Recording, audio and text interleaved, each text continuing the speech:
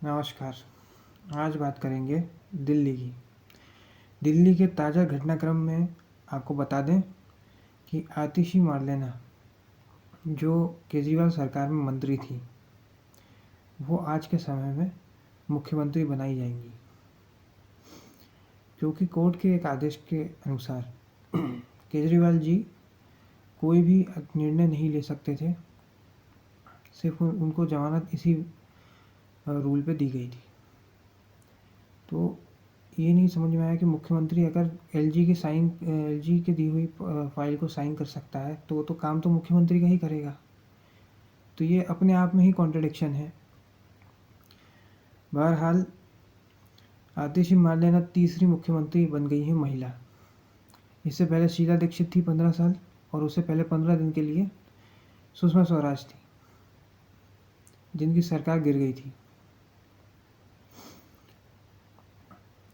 तो पहले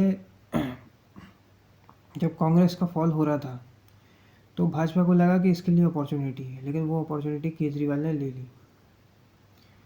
कुछ लोग ऐसा आरोप भी लगाते हैं कि केजरीवाल कांग्रेस की बी टीम है, कुछ लोग कहते हैं केजरीवाल भाजपा की बी टीम है। तो ये कोई नहीं जानता कि सच क्या है। अब ये कहा जा रहा है कि आगे 2025 में भाजपा का बहुत अच्छा हो सकता है, दिल्ली में अच्छी सीटें वो जीत सकती है। अब ये कोई नहीं जानता कि आगे क्या होने वाला है, किंतु ये अगर जब इन पे पहला समन आया था तभी अगर केजरीवाल ने इस्तीफ़ा दे दिया होता तो थोड़ी बहुत इनके में नैतिकता रह जाती। पहले भी ये सब चीज़ें की गई हैं, तमिलनाडु में भी की गई हैं, बिहार में भी की गई हैं, किंतु इन्होंने ऐसा नहीं किया। 7-8 समन के बाद ये ईडी के सामने पेश हुए, जिसके कारण इनकी छवि का पे वैसे ही डेंट लग गया। और जब इनको जमानत मिली तब स्वाति मालीवाल का केस हो गया। अब कुछ लोग कह रहे हैं कि स्वाति मालीवाल मिली हुई हैं। तो राजनीति में सिर्फ पावर गेम ही मैटर करता है, और ऐसा नहीं होगा कि दिल्ली में और सेंटर में अगर दोनों एक ही पार्टी का रूल हो जाएगा तो सब कुछ अच्छा हो जाएगा। आप देखिए कि 1954 तक दिल्ली राज्य था, दोनों जगह पे कांग्रेस की सरकार थी, लेकिन वहाँ पे तो आपस में लड़ाई झगड़े होते रहते थे। इसलिए 1954 में दिल्ली का संपूर्ण राज्य का दर्जा ले लिया गया था। 1992 में वापस दे दिया गया। शीला दीक्षित के टाइम पे कभी भी ऐसा नहीं हुआ कि कोई विवादास्पद स्थिति बनी हो, लेकिन यहाँ पे हमेशा ऐसा होता रहा। और दिल्ली वाले भी बहुत शाणे हैं। स्टेट और नगर पालिका में केजरीवाल को चुनते हैं, केंद्र में फिर भाजपा को चुन लेते हैं 7 की 7 सीटों पे। तो ये ज़्यादा दिमाग लगाने के चक्कर में अपने आपस में पिसते रहते हैं। दोनों जगह पे एक ही पार्टी को चुनना ज़रूरी है, नहीं तो आपके मुद्दे कोई उठाएगा ही नहीं।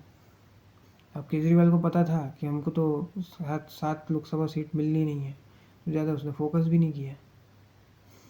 और उन्हें कोर्ट में ये भी बोला गया है कि jail is an exception, bail is a rule. ये समझ से परे है कि ऐसा क्यों। और आप इतनी शर्तें लगाकर बेल दे रहे हो, इससे अच्छा दो ही मत। गलती केजरीवाल की नहीं है कि केजरीवाल तो देखिए अपॉर्चुनिटी ढूंढेंगे ही। गलती थी भाजपा की और कांग्रेस की। जब भाजपा 2013 में 32 सीटें जीत गई थी तो इनको सरकार बना लेना चाहिए था। बाकी जगह पर भी जोड़ तोड़ से ये लोग सरकारें बना ही लेते हैं, कर्नाटक में, एमपी में, महाराष्ट्र में, तो यहाँ पे भी बना लेते हैं। लेकिन आपने केजरीवाल को मौका दे दिया। 49 दिन तक सरकार चला के इन्होंने एक भावनात्मक अपील करी भ्रष्टाचार के खिलाफ। लोग परसेप्शन को देखते हैं, फैक्ट्स को नहीं। तो जो परसेप्शन था उनको लगा कि एकदम भावना में बह गई जनता, और जनता ने 67 सीटें 2015 में दे दी। 2015 में फिर भाजपा ने गलती करी कि भाजपा ने एक फुल फ्लेज पॉलिटिशियन जो डॉक्टर हर्षवर्धन हो सकते थे उनको साइडलाइन कर दिया और किरण बेदी को मौका दिया। अब किरण बेदी से इनके कार्यकर्ता नहीं जुड़ पाए और बहुत बुरी हार हुई। 70 में से सिर्फ 3 सीटें भाजपा जीत पाई। 2020 में ये कर सकते थे, लेकिन उससे पहले शाहीन बाग हो गया, ये उसमें उलझे रह गए और इसमें एडवांटेज केजरीवाल को फिर से मिल गया, क्योंकि एक कम्युनिटी का पूरा वोट एक तरफा केजरीवाल को मिल गया। और ये इतने सालों में दिल्ली में, पंजाब में और अलग अलग राज्यों में भाजपा अपनी लीडरशिप खड़ी नहीं कर पाई। इस पे ये आरोप लगते हैं कि अगर अपनी लीडरशिप खड़ी कर ली, हो सकता है वो शीर्ष नेता के अगेंस्ट एक थ्रेट बन जाए, हो सकता है वो अपनी पार्टी बना ले। इसलिए छत्रपों को ज़्यादा उभरने नहीं दिया जाता है। अगर कोई स्टेट का लीडर ज़्यादा बड़ा हो गया तो ये हो सकता है कि कल को उसके साथ संगठन होगा, कई सारे कार्यकर्ता होंगे, तो वो शीर्ष नेतृत्व को के लिए चुनौती बन सकता है। ऐसा ही कुछ आम आदमी पार्टी में हुआ है कि आम आदमी पार्टी में जितने भी नेता थे जो केजरीवाल के समकक्ष हो सकते थे, वो उन सारे लोगों को निकाल दिया गया। योगेंद्र यादव हो, प्रशांत भूषण हो, या फिर कुमार विश्वास हो, सबको कैसे ना कैसे करके हटा दिया गया है।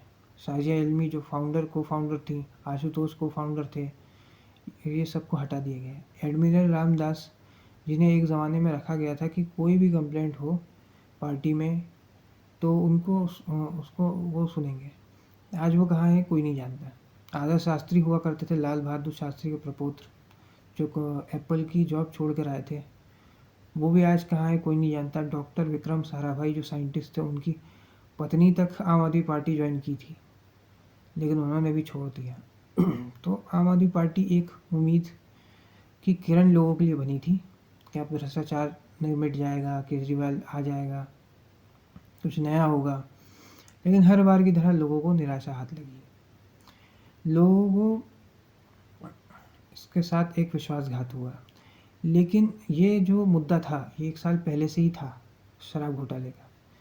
अब भाजपा ने, ये भी एक सहयोग मात्र है या रियल है कोई नहीं जानता, जैसे ही दिल्ली में लोकसभा चुनाव से पहले कांग्रेस और आम आदमी पार्टी का गठबंधन हुआ, वैसे ही लिकर स्कैम में इन्होंने केजरीवाल को जेल भेज दिया। जब तक गठबंधन नहीं होता तब तक कोई दिक्कत नहीं थी। इनको याद भी लोकसभा चुनाव से तुरंत पहले ही आई, और जैसे ही उसको जमानत मिली, जब आपको लगा कि इनको सिंपैथी नहीं मिल जाए तो आपने जमानत करवा दी, और जैसे ही सिंपैथी मिलने वाली थी, वो उसको यूज़ करने वाले थे, वैसे ही आप सौती वाली अचानक से आ गई और कोइंसिडेंस से ये सब, और उनकी इमेज को डेंट लगा दिया गया। तो ये सब अचानक से कैसे होता है, कैसे संयोगवश होता है, ये तो दर्शक ही तय कर सकते हैं। ये तो कोई नहीं जानता कि क्यों कुछ चीज़ें होती हैं, क्यों भाजपा 1998 के बाद से कोई नई लीडरशिप खड़ी नहीं कर पाई, क्यों वो पंजाब में इतने समय से है तब भी कुछ कर नहीं पाई, क्यों इनका आईटी सेल इतना ख़राब है कि आम आदमी पार्टी भी का आईटी सेल भी इनसे बेटर लगता है, जो एक सिर्फ 2 स्टेट्स की पार्टी है, और अब शायद हो सकता है एक स्टेट में भी नहीं बचे। तो ये कुछ चीज़ें जो हैं वो भाजपा संघ ऐसी करते हैं जो कोई समझ से परे रहती है। अब अगले साल जब चुनाव होगा तो ज़रूरत है कि इनको कोई स्ट्रॉन्ग कैंडिडेट खड़ा करने की ज़रूरत है, अपना संगठन मजबूत करने की ज़रूरत है, नैरेटिव और परसेप्शन को जनता के बीच में लेकर जाना है। लेकिन शीर्ष नेता तो जो घूमी घूमी करते हैं और कोई काम नहीं है फ़ोटो खिंचवाने के अलावा, वो दिल्ली को लेकर सीरियस नहीं है, क्योंकि 7 सीट के अलावा इनको और कुछ मिलना नहीं है। जो पावर है वो तो एलजी के हाथ में रहती है या केंद्र सरकार के हाथ में रहती है। पहले भी ऐसा होता था कि पुलिस जो है केंद्र होम मिनिस्ट्री के अंडर में होती थी। अब दिल्ली सर्विस बिल पास होने के बाद 2021 में ये कानून पास हुआ था, इसके बाद जो पावर है वो पूरी एलजी के पास है। एलजी और मुख्यमंत्री में कोई विवाद होता है तो फिर उसका निपटारा राष्ट्रपति करेंगे। तो अब ये जब आपके पास इतनी पावर है ही नहीं, कम संपूर्ण राज्य है ही नहीं, तो कोई क्यों उस पर फोकस करेगा। और कांग्रेस इसलिए नहीं करती है, कांग्रेस ने प्रचार किया, उसको 20-22% वोट आ गया तो केजरीवाल का वोट कट जाएगा, भाजपा को फ़ायदा हो जाएगा, इसलिए ये लोग दिल्ली में ही प्रचार करने नहीं आते। नहीं तो राहुल गांधी, सोनिया गांधी जो रहते तो दिल्ली में ही है, उनके लिए कितना मुश्किल है दिल्ली में प्रचार करना। तो इसलिए केजरीवाल का राइज हुआ, दूसरों पर आरोप प्रत्यारोप लगा के, दूसरों को ख़राब बोल के और ख़ुद को ईमानदार बोल के, अब देखना ये है कि इस सिचुएशन का भाजपा और कांग्रेस कितना फ़ायदा उठा पाते हैं। अगर इसमें भी ये फ़ायदा नहीं उठा पाए तो फिर गलती फिर इन्हीं लोगों की है। फिर इन्हें दूसरों एक कम्युनिटी पे ब्लेम करना छोड़ देना चाहिए। इन्हें अपने कार्ड्स बहुत दिमाग से खेलने चाहिए। दिल्ली में राम मंदिर का मुद्दा या 370 का मुद्दा नहीं चलेगा। दिल्ली के मुद्दे अलग होंगे, जैसे घर के बाहर कचरा है या ट्रैफिक है या फिर बस सर्विस जो है कैसी है, ये सारे मुद्दे यहाँ पे चलेंगे। आज के इस वीडियो में इतना ही। अगर ये वीडियो आपको पसंद आया तो वीडियो को लाइक करें, शेयर करें और चैनल को सब्सक्राइब करें। धन्यवाद।